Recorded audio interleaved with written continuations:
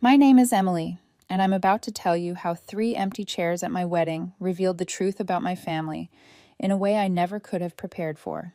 They were right there, in the front row of the chapel.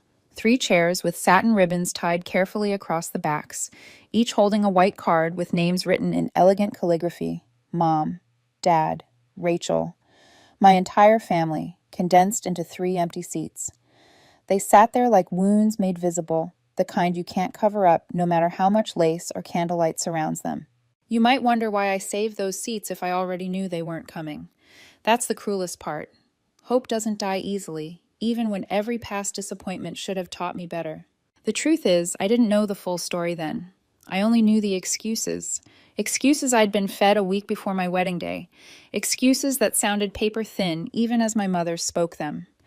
But at the time, I wanted so badly to believe her that I let them settle over me like gauze, fragile, see-through, pretending to protect while letting the wound beneath fester. It began on a Tuesday morning, exactly 7 days before I would marry Jordan, the man who'd spent the last 4 years proving to me that love wasn't supposed to hurt. I remember sitting cross-legged on the apartment floor, wedding thank you cards scattered like confetti around me. Jordan had already left for his bachelor camping trip with his brothers, 3 days of fishing, not drinking, which was exactly his style. The apartment felt too quiet without him, so I filled the silence with a podcast about wedding disasters. The hosts were laughing hysterically about a cake collapse that had ruined someone's reception. Their voices sounded far away, unreal. Then my phone buzzed. Mom. I smiled automatically. She'd been strangely distant in the months leading up to the wedding, but I'd convinced myself it was stress. Weddings make families crazy, right? I swiped to answer. Hi, Mom. I was just thinking about you. Did you get the itinerary I sent? Ceremony starts at 4, but I'd love for you to come to the bridal suite around noon. We can get ready together. There was a pause on the other end, a breath heavy enough to make my chest tighten. My mother's voice came low, carrying that familiar heaviness I'd heard too many times before, the one she always used before letting me down. I'd heard it when she skipped my college graduation because Rachel had a dance recital. I'd heard it when she missed my promotion dinner because Dad's bowling league had playoffs. Emily, honey, we need to talk about Saturday. My pen froze over the thank you card I was writing. The podcast laughter blurred into static. What about Saturday? Her silence stretched like a crack widening across glass. I could almost see her in the kitchen of my childhood home, wiping down spotless counters just to have something to do with her hands. That was her nervous habit. We're not going to be able to make it, sweetheart. The words sat between us like an unsolvable equation. Not able to make it to my wedding? My voice broke on the word wedding. Mom sighed, almost annoyed. You know how things have been. The car needed new tires, property taxes just came due, and with gas prices being what they are, a 3-hour drive each way, it's just not feasible right now. Feasible. She said it like we were negotiating a business contract. Mom, I offered to cover gas. Jordan's parents already reserved an extra room at their hotel for you. If it's money, it's not just that, she cut in sharply. Her voice had an edge now, defensive. Your father's back has been acting up. 3 hours in the car would kill him. And Rachel has that thing with her friends that weekend. That thing with her friends. I felt my throat tighten. Mom, this is my wedding. I know that, she said quickly, her tone shifting to brittle impatience. Don't be dramatic. We'll celebrate when you get back. Maybe a nice dinner. Somewhere special. Somewhere special. I thought of the Olive Garden they'd taken me to after high school graduation, where Rachel had gotten to order dessert because she sat through the boring ceremony. I swallowed hard. Is Dad there? Can I talk to him? He's in the garage, she said too fast. You know how men are with emotions. She let out a hollow laugh. But he loves you, sweetheart. We both do. This is just bad timing. Bad timing. As if I had scheduled my wedding specifically to inconvenience them. I pressed once more. What about Rachel? She can at least... Oh, honey, I should go. The stove timer's going off. We'll call you after, okay? Take lots of pictures.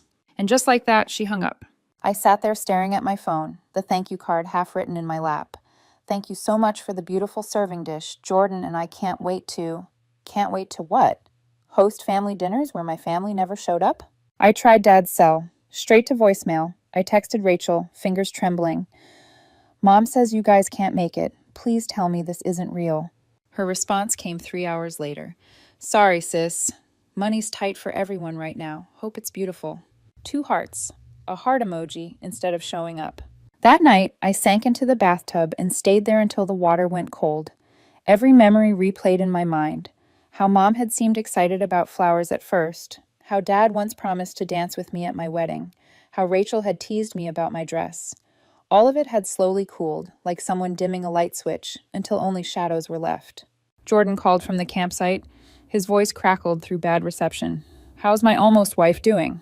I wanted to lie, to protect this last piece of his celebration from my family's dysfunction. But I had promised him years ago, no more pretending. "They're not coming," I whispered.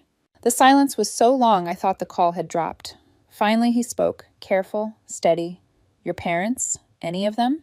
"Mom, Dad, Rachel, none of them. They said they can't afford it." Jordan's voice grew firm. "Emily, they drove to Vegas last month for that concert Rachel wanted to see." "I know." "They just bought new patio furniture." "I know, baby." "This isn't about money." "I know that too." We stayed on the phone until his battery died. Him promising that our wedding would still be perfect, that his family was my family now, that we were building something new and better. I wanted to believe him. But later, wrapped in blankets that felt too heavy, I couldn't stop picturing the 3 chairs I knew I would save anyway. Because hope is a stupid, stubborn thing. And I had no idea yet just how cruelly that hope would be shattered. The morning after that phone call, sunlight spilled through the apartment windows, as if daring me to believe in happiness. I wanted to let it warm me, but I felt cold, hollowed out. A week before my wedding, I should have been buzzing with excitement. Instead, I stared at my phone, willing it to light up with an apology, a change of heart, anything. Nothing came. Instead, I scrolled back through old photos.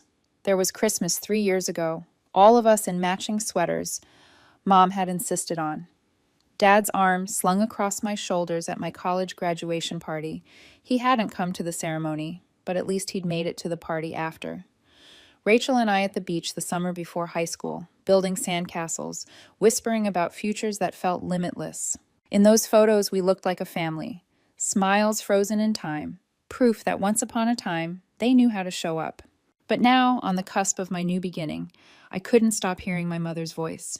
"It's not feasible. Rachel has that thing with her friends, as if a friend's weekend mattered more than the only wedding I would ever have." I buried my face in my hands and stayed that way until the knock at the door startled me. It was Lily, my best friend and maid of honor.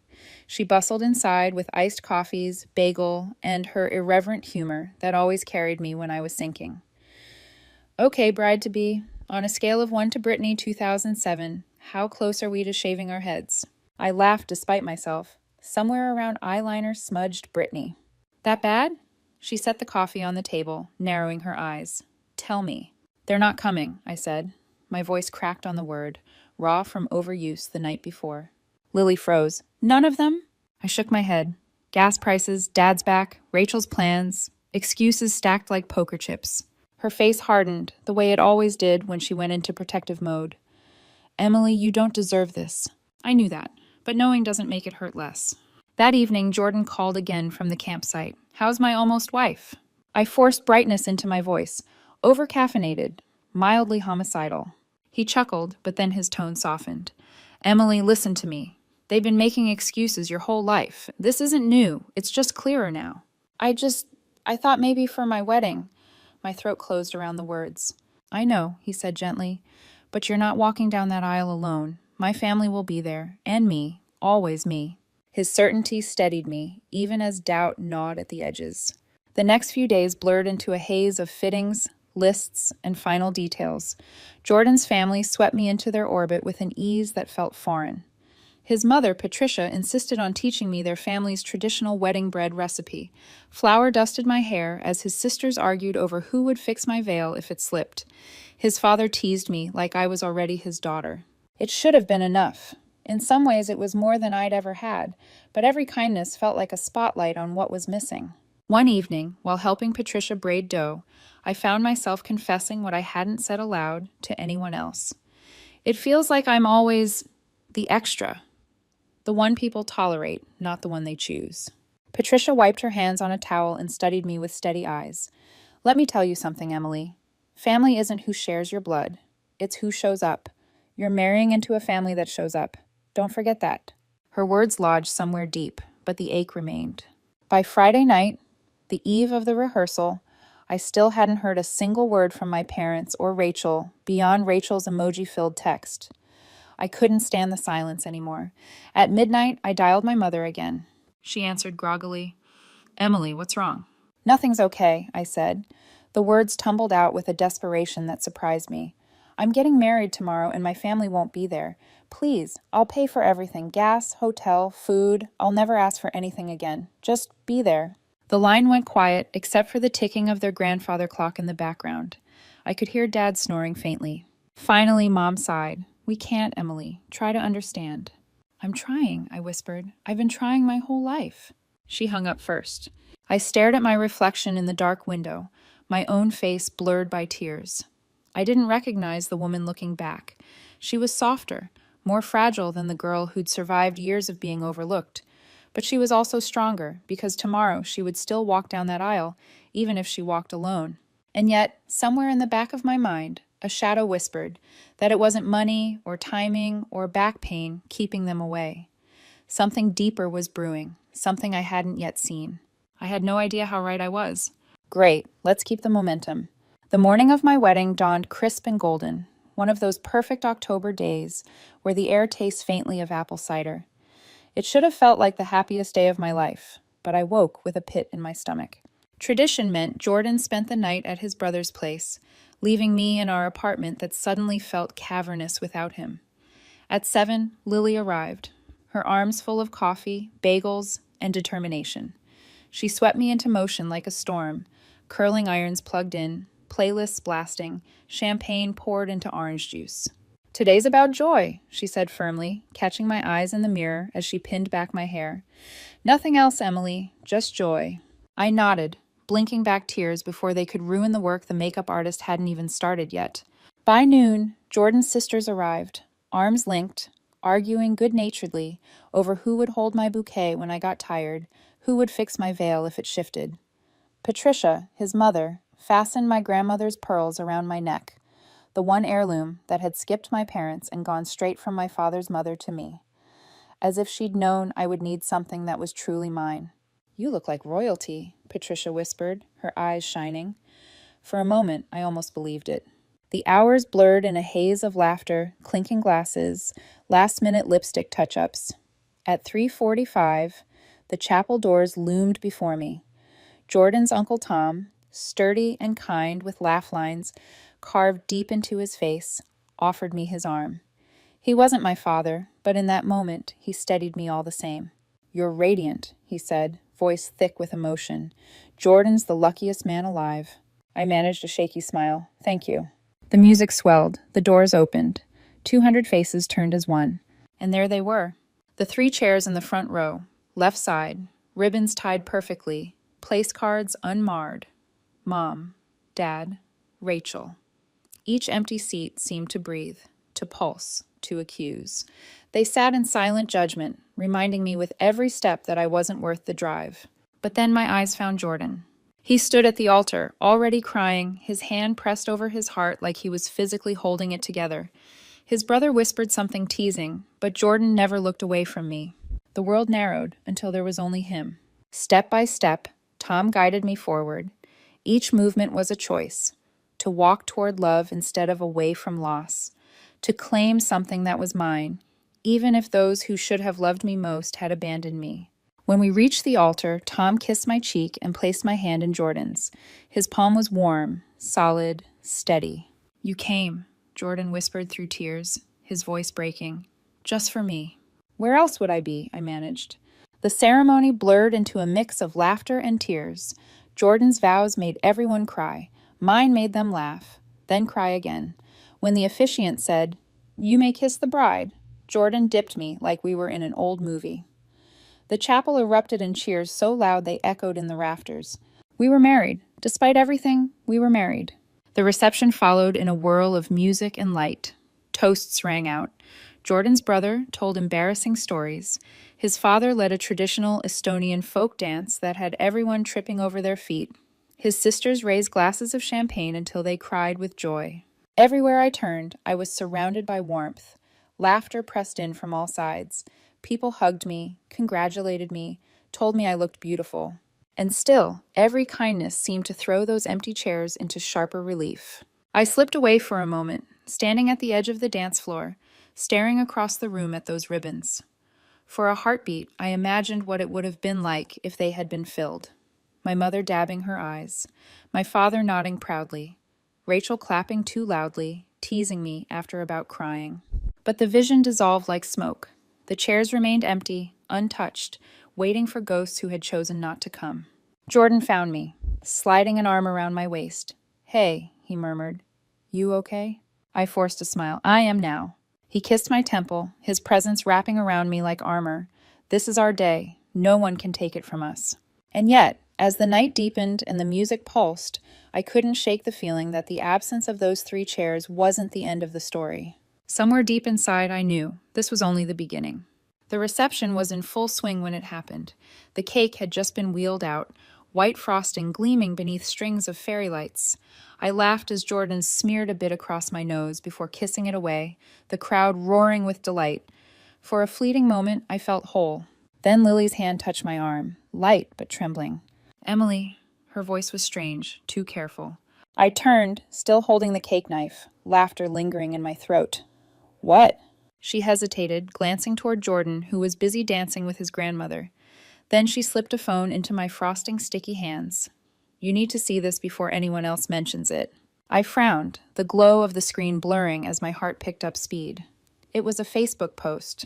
The photo had gone up 2 hours earlier, right when I had been walking down the aisle. And there they were. My family, my entire family. Not at home, not stuck with car troubles or bad backs or gas money woes. They were on the sun-drenched deck of a Caribbean cruise ship, drinks in hand, wearing matching t-shirts that read, "Franklin Family Reunion 2024. The caption, written by Aunt Janet, "Best family vacation ever. So blessed to have everyone together." My stomach dropped as though the floor had given way beneath me. I scrolled with frosting-stained fingers, each swipe a knife. Dad laughing in a Hawaiian shirt that still had the price tag dangling. Rachel posing in a new sundress, clearly bought for the trip. Mom raising a glass of champagne at what the caption called formal night. The timestamps were merciless. One photo posted at exactly 4:00 p.m., the very moment I had stepped into the chapel. My knees buckled and I sank into a chair. Lily knelt beside me, her face pale. "I'm so sorry, Em. I shouldn't have—" "No," I whispered, my voice detached, foreign. I needed to see. Jordan appeared at my elbow, flushed from dancing, his smile fading as soon as he saw my face. "What's wrong?" Lily wordlessly handed him the phone. I watched as joy drained from his features, his jaw tightening with each swipe. "Are you kidding me?" His voice shook with restrained fury. "They planned this. They booked this months ago. While you were sending save the dates, they were planning this." I couldn't breathe. My vision tunneled as I opened the comments beneath one photo. My cousin Trevor had posted a blurry shot of the family in the ship's ballroom. Everyone was dressed in white, glasses raised. Dad stood in the center, mid-toast. The caption, "Uncle Rob's speech. The ones who matter most always find a way to be together."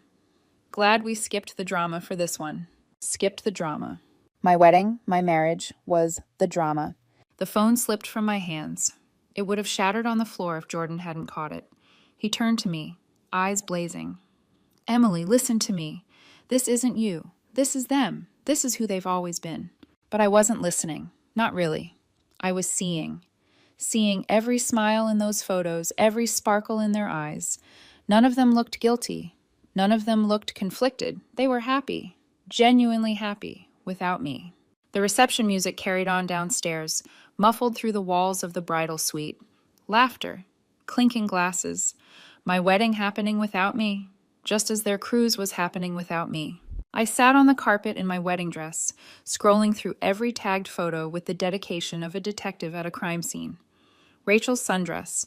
Dad's shuffleboard game with Uncle Pete, the same uncle who had mailed a card claiming he was too unwell to travel. Mom at a champagne breakfast with Aunt Susan, time-stamped to the exact minute Jordan slipped the ring on my finger. Each image was proof, each caption a betrayal carved into pixels. Finally, the weight of it crushed me. "Why?" I whispered, not to anyone in particular. Why am I never enough? Jordan knelt in front of me, cupping my face with hands still warm from dancing. You are more than enough. You are everything. They're the ones who aren't enough. They're the ones who are broken. Then why, I choked, does it feel like I'm the broken one? He had no answer for that, only silence, and the soft press of his forehead against mine as if trying to hold me together by sheer will. Lily returned a moment later, phone in hand. Your mom's calling. The screen lit up with her name. I stared at it, my mother's name flashing like an accusation. Then I hit decline. Almost immediately, texts began pouring in. It's not what it looks like. We booked this before we knew your date. Rachel really needed this after her breakup. We love you, sweetheart. Why aren't you answering? This is exactly why we didn't tell you. You always get dramatic. Each one another twist of the knife. I switched the phone off. Come on, Lily said gently, pulling me to my feet. You have a room full of people who actually showed up for you. Let's celebrate that. I followed her back into the reception, forcing a smile as guests cheered. Jordan's father pulled me into a dance, whispering in my ear, You're the daughter I always wanted. I laughed at the best man's speech. I tossed the bouquet. I smiled for photos. But inside, I was cataloging every excuse, every absence, every moment my family had chosen something, anything, over me. And though I smiled, I knew this wasn't over. The truth had only just begun to surface. The reception wound on around me, music and laughter spilling through the hall like a tide I could no longer swim against. On the outside, I looked like a glowing bride. Inside, I was fractured glass. Every time a guest pulled me into a hug, every time someone lifted a glass to toast us, I thought about my father's toast aboard that ship. The ones who matter most always find a way to be together. Apparently, I wasn't one of the ones who mattered most.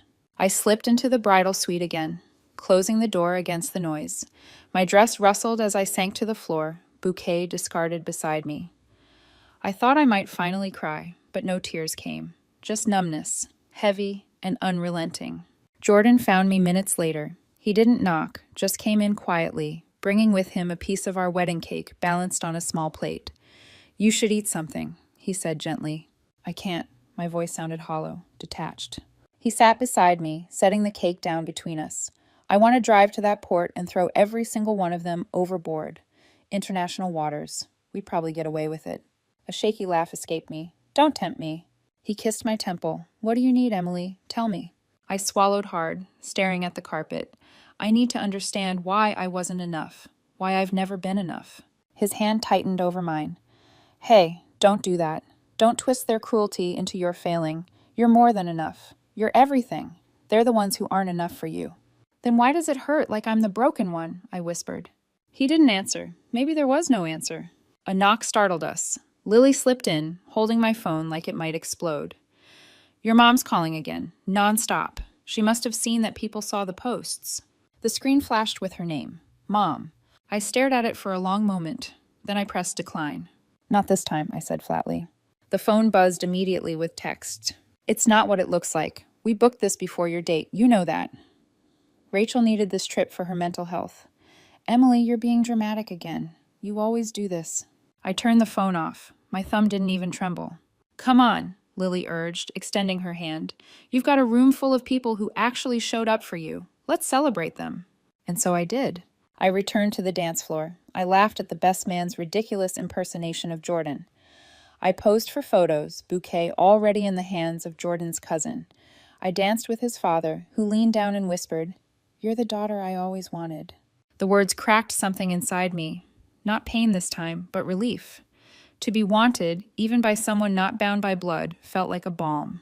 Later, during our first dance, Jordan held me close. We're going to build something better, he whispered. A family that shows up, always. What if I don't know how? I admitted, tears catching in my throat. You do, he said with quiet certainty. You're not them. You'll never be them. His words anchored me, even as I caught sight of those 3 empty chairs again, perfectly arranged at the edge of the room like silent witnesses. After the last song, after the sparklers and the goodbyes, Jordan and I climbed into the waiting car. The world finally went quiet. In the darkness of the back seat, I turned my phone back on. 47 missed calls, over 100 texts. But one message stood out, different from the rest. It wasn't from Mom, Dad, or Rachel. It was from a name I barely recognized. Deborah, an old friend of my mother's. Her words stopped me cold. Emily, I'm so sorry about what they did. You should know. Your father withdrew $8,000 from the joint account last month, the one your grandfather set up for you. That wasn't his money to take. I read it 3 times before the meaning pierced through the haze. My heart thudded painfully. The cruise hadn't just cost me my family, it had cost me something else. Something I hadn't even realized was gone. Jordan noticed my face. What is it? I handed him the phone. His eyes scanned the message, his expression shifting from confusion to fury. That account, he said slowly, that's the one with your name on it. From when you were 18, right? I nodded numbly. My grandfather's account, the one he had opened for my education or emergencies. The one he'd said was mine, just mine. I had never touched it. I had trusted my father as the primary holder. I had trusted family, and they had taken it.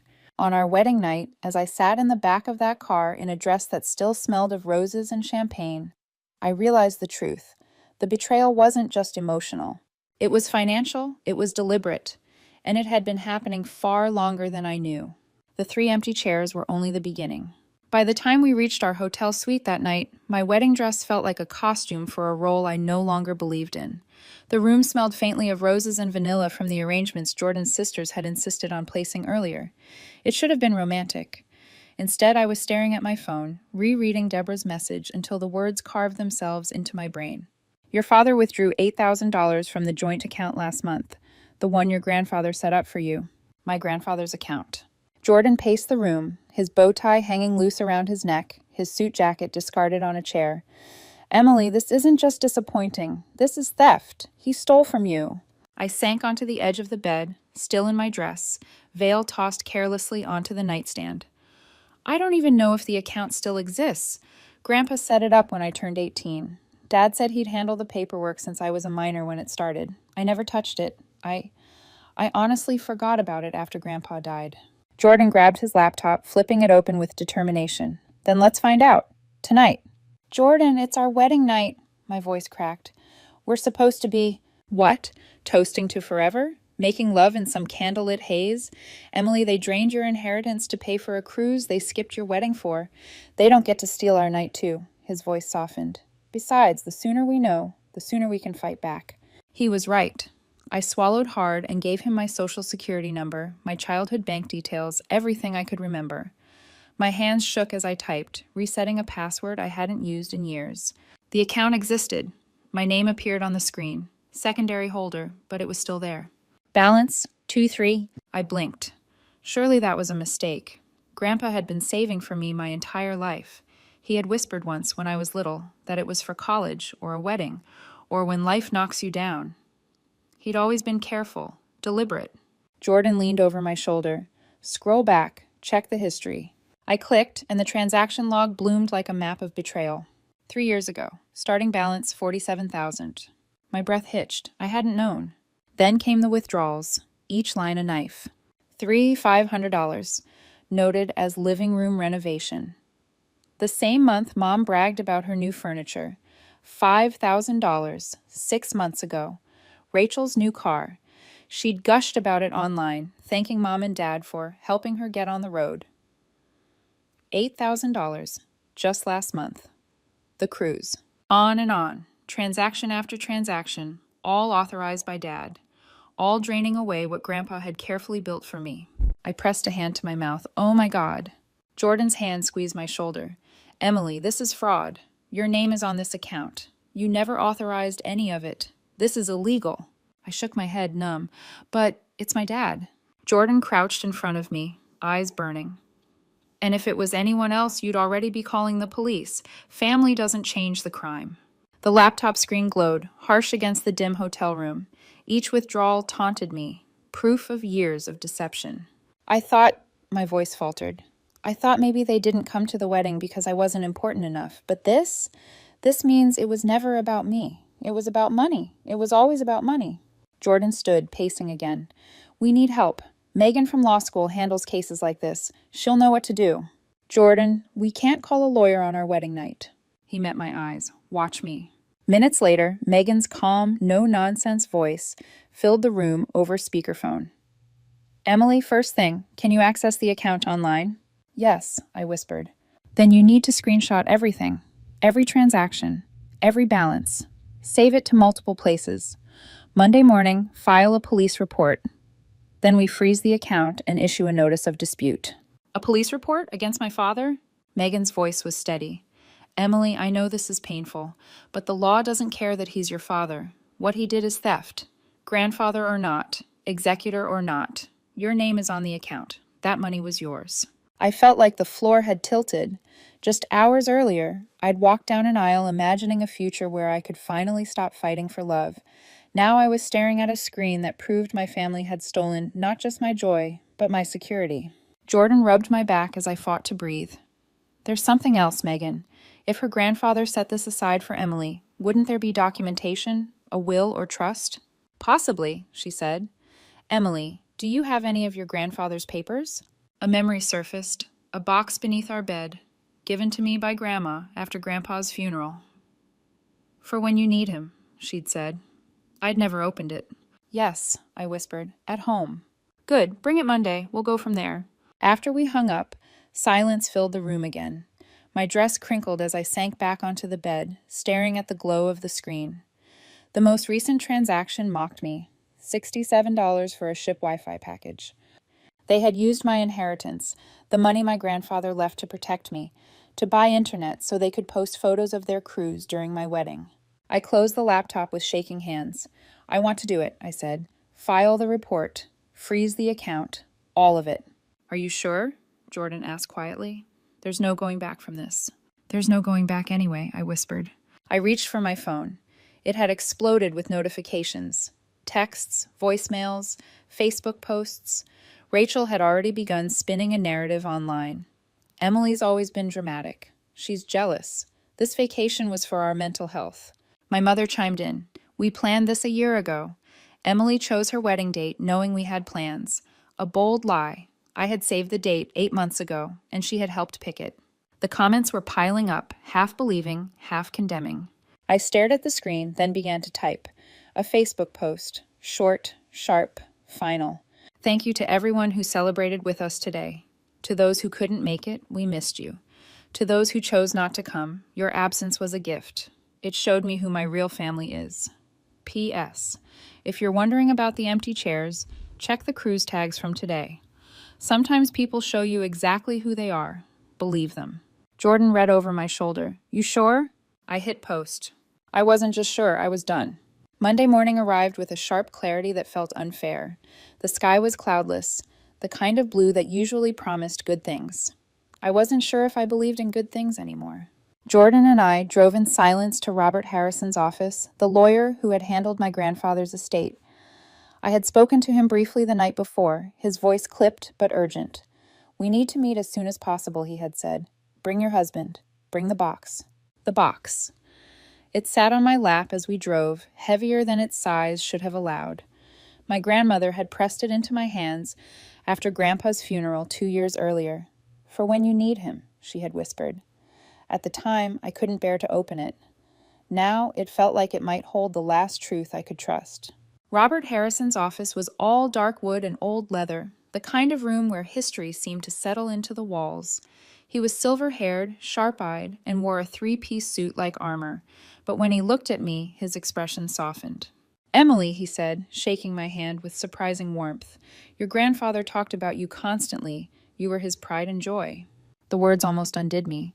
We sat. The box between us felt like a third presence. I folded my hands to stop them trembling. Mr. Harrison, Deborah told me about the account, the one Dad drained, but she also said that's not the whole story. He nodded gravely. It's not even close. Emily, your grandfather left you everything. The house, the investments, the rental properties, everything. He created a trust, ironclad. You were supposed to receive it on your 25th birthday or your wedding day, whichever came first. My breath caught. I turned 25 8 months ago. Exactly, Robert said. Your father was executor only until then. By law, he was required to transfer control to you. He didn't. Jordan leaned forward, his hands clenched. That's fraud. That's multiple felonies. Robert spread papers across his desk. Trust documents, bank statements, deeds. His finger tapped one line. 3 rental properties generating approximately $4,500 a month. That income should have been yours for almost a year now. I shook my head, dizzy. But they told me Grandpa left everything to them, that he just set aside some bonds for me. Robert's eyes sharpened. They lied. My throat burned. I turned to the box, hands shaking as I pulled the lid free. Inside, bundles of envelopes lay wrapped in tissue paper, each one addressed in my grandfather's spidery handwriting. All to me, all dated after his diagnosis. The first one trembled in my grip as I opened it. "My dearest Emily," it began, "if you're reading this, then I am gone. And you're probably wondering why I didn't protect you better. The truth is, I tried. I've left you everything because you're the only one who deserves it. Your parents will lie to you. They've been lying your whole life. Your father isn't evil, but he is weak, and your mother makes him worse. They see you as competition for Rachel, not as a daughter. I've watched them dim your light for 23 years. No more. Take what's yours. Don't feel guilty. Build the life you deserve. The lawyer has instructions. Trust Robert. He promised to find you when the time was right." My vision blurred. Tears spilled hot onto the paper, smudging his careful script. "P.S. That time you made me soup when I was sick, when you were only 7, you spent your tooth fairy money on the ingredients. That's when I knew you were special. That's when I started saving everything for you." I broke then, sobs tearing through me in that quiet office. Jordan rubbed my back, his own face wet. Robert pushed a box of tissues across the desk without a word. When the storm passed, I wiped my face and opened another letter. "Emily, your wedding day is coming. I know it, even if I won't see it. You'll be beautiful, you'll be loved, you'll be everything they said you couldn't be. Don't invite them if they don't deserve it. Family isn't blood. Family is choice. Choose people who choose you." It was as if he had seen everything, as if he had been watching from beyond. I looked up, my voice hoarse. He knew. He knew exactly what they'd do. Robert nodded. "Your grandfather was no fool. He anticipated their manipulations. That's why the trust is airtight. They cannot contest it successfully. But Emily," his voice dropped, "they have already stolen tens of thousands, and they've been living in your house." My breath froze. My house? Yes, the house you grew up in legally belongs to you. Your father was only supposed to manage it until you turned 25.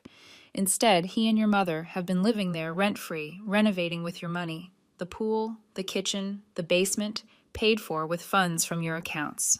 I felt my pulse hammer in my ears. Memories rushed back. Mom telling me I couldn't have my reception in the backyard because it was too messy. Dad saying there wasn't room for me to stay when I visited. All the while they were standing in my house. Jordan swore under his breath. They've been stealing from her for years. Robert leaned forward. "Emily, I know this is overwhelming, but you need to act. File for immediate injunctions to freeze all assets. File criminal charges for theft and breach of fiduciary duty. You have ironclad proof." I looked at the letters, my grandfather's voice echoing from the page. "Take what's yours. Build the life you deserve." I clenched the paper in my hand. "Then let's do it." Jordan's hand closed over mine, steady as stone. The war with my family had just begun. The first shots of war weren't fired in a courtroom. They were fired online. The morning after our meeting with Robert Harrison, I woke to find my phone vibrating endlessly on the nightstand. Notifications flooded the screen. Facebook tags, Instagram mentions, even TikTok videos. Rachel had gone live the night before, her face streaked with perfectly timed tears. "My sister is trying to destroy our family over money," she sobbed to thousands of viewers. "She's jealous. She always has been.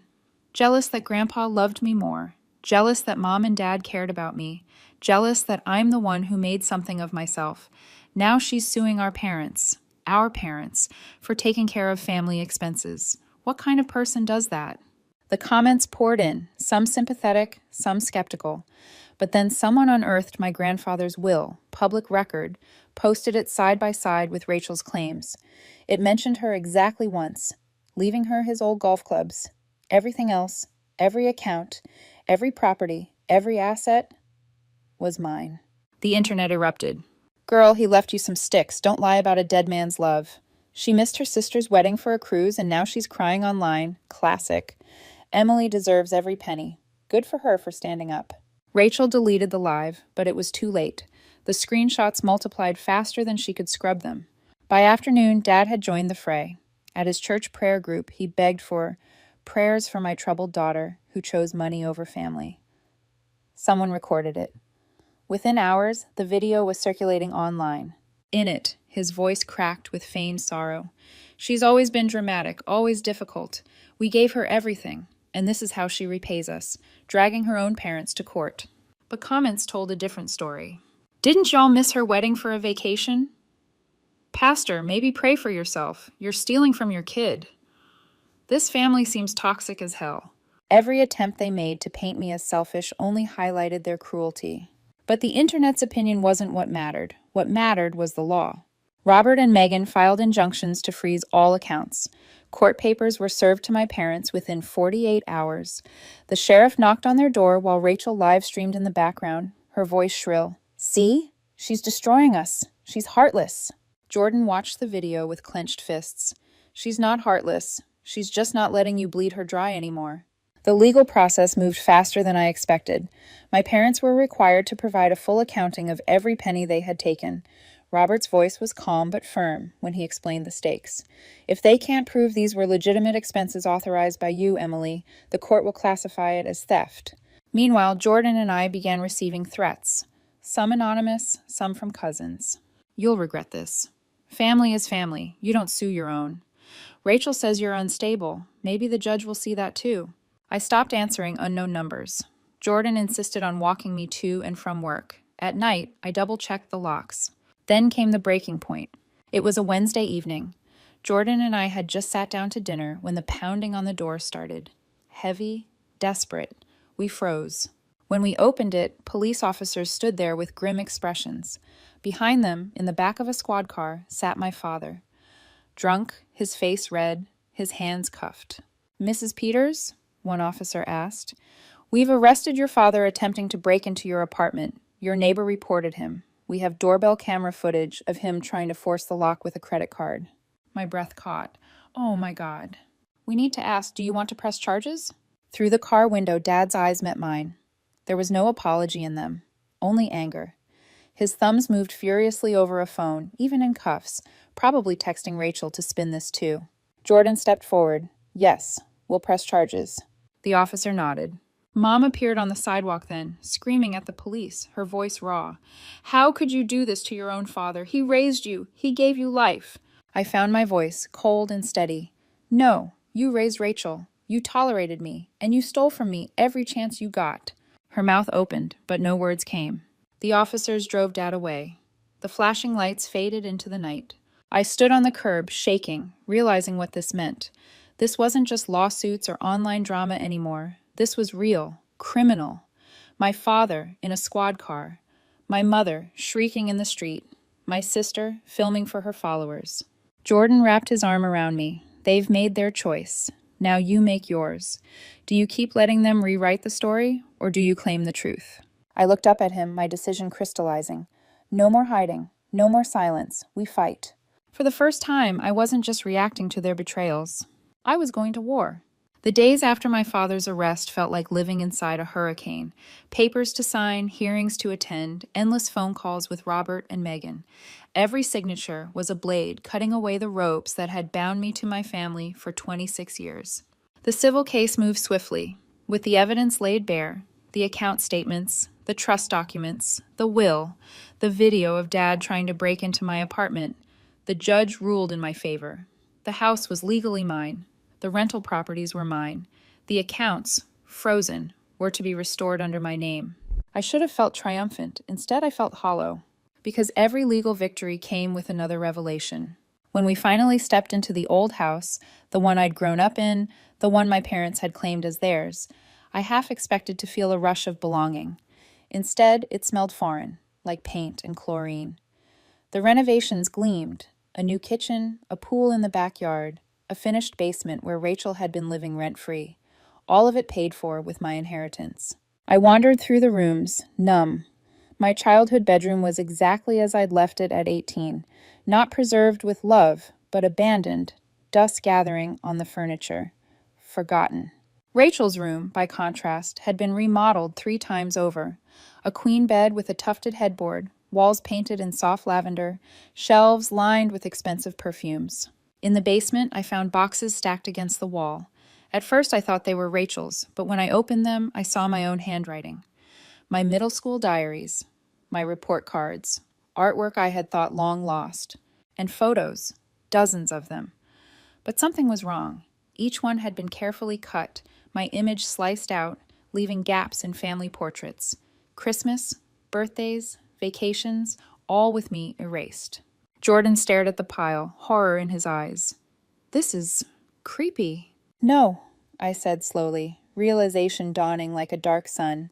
"It's sad. They had to work this hard to erase me. It wasn't enough to ignore me. They had to pretend I never existed." The truth settled heavy in my chest.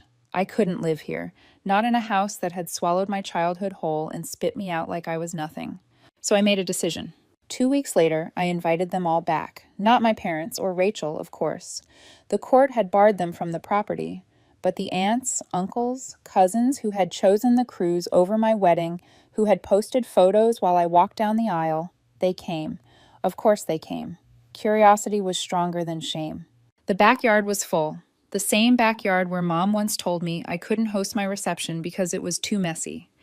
I stood on the deck looking down at the sea of familiar faces.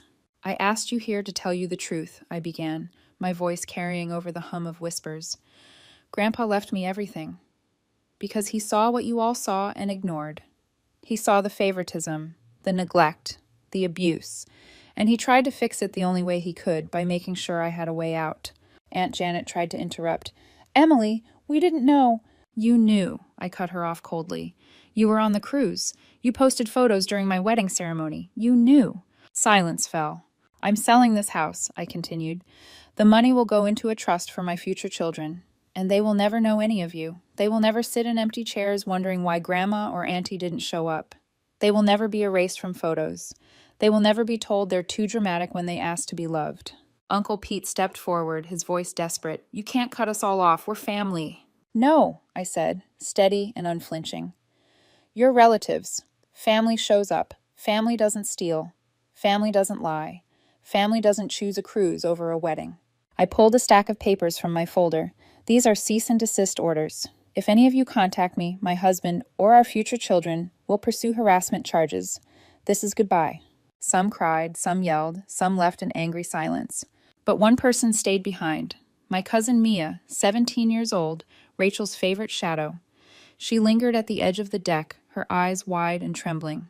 "Emily," she asked softly, "when I turn 18, can I call you? Please?" I felt my throat tighten.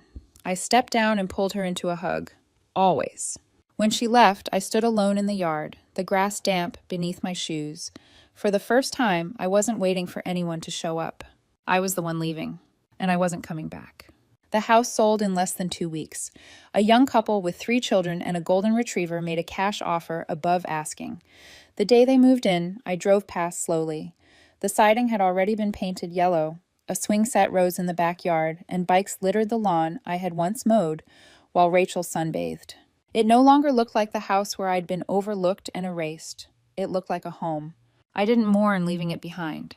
Some ghosts aren't worth keeping. The legal system had the final word. My father pled guilty to fraud and breach of fiduciary duty.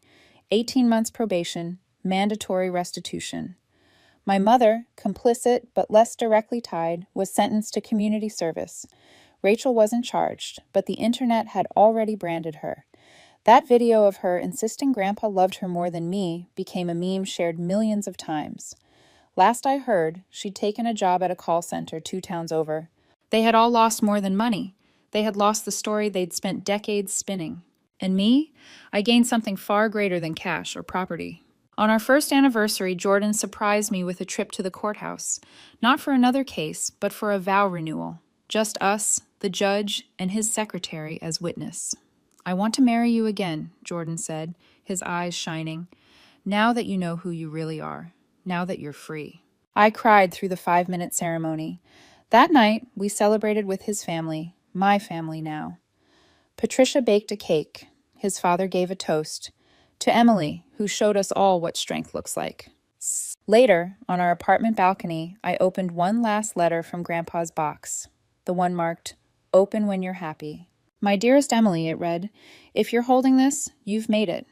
You've broken free. I know they made you feel like the villain. I know you probably still wonder if you were wrong. You weren't. Choosing yourself isn't selfish when you've spent your whole life being sacrificed.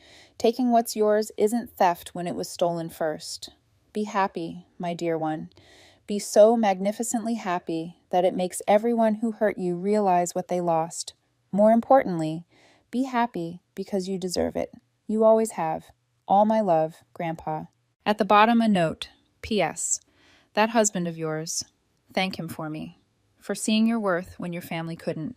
I folded the letter carefully, tears falling freely, and looked at Jordan. He knew. He knew you'd find me. Jordan pulled me close.